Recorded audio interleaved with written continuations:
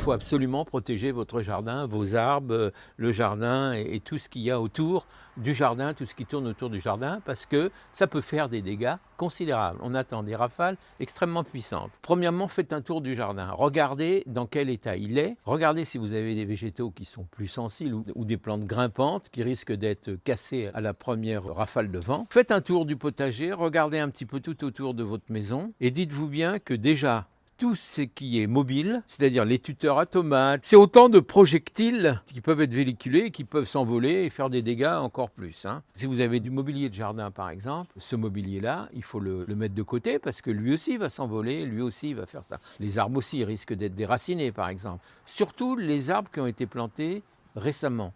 Donc ils ne sont pas encore accrochés au sol, ils risquent bien entendu d'être déracinés. Donc on peut les protéger avec du voile de forçage. Si vous avez du voile que vous utilisez habituellement pour protéger du gel, eh bien vous pouvez tout à fait soit le mettre autour des arbres, ça va diminuer la force du vent. Si par exemple vous avez encore des légumes au sol, des salades, des radis, des choses comme ça, eh bien là aussi vous pouvez tendre un voile dessus. Le vent va donc suivre le voile et ira peut-être un peu moins rapidement déraciner vos plantations. Donc ça c'est utile. Vous pouvez aussi tutorer et ancrer également avec de la ficelle, de la corde, les plantes qui vous paraissent les plus sensibles. C'est pas un remède à 100%, mais ça peut protéger beaucoup. La pergola, vérifiez qu'elle soit bien ancrée.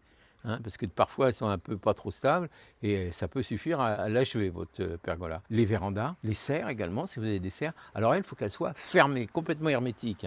Ne laissez pas l'air rentrer parce que l'air va s'engouffrer dedans et va provoquer des dégâts. Donc le mieux c'est de la fermer. Ou les mini-tunnels, c'est pareil, si vous n'avez pas besoin, retirez-les parce que ça va s'engouffrer dedans et ça va tout détériorer.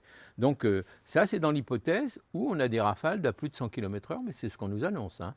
Donc il faut quand même prendre les choses au sérieux. On aura de plus en plus de ces phénomènes climatiques et si on ne s'en préserve pas, on aura tous les ans des problèmes comme ça à faire face et on sera désolé de voir que le travail qu'on a fait toute une année sera remis en cause en une nuit, quoi, vous comprenez ? Écoutez bien la météo, soyez vigilants et puis essayez de faire en sorte qu'il n'y ait rien qui traîne pour éviter qu'il y ait autant de projectiles et que ça fasse des dégâts un peu partout.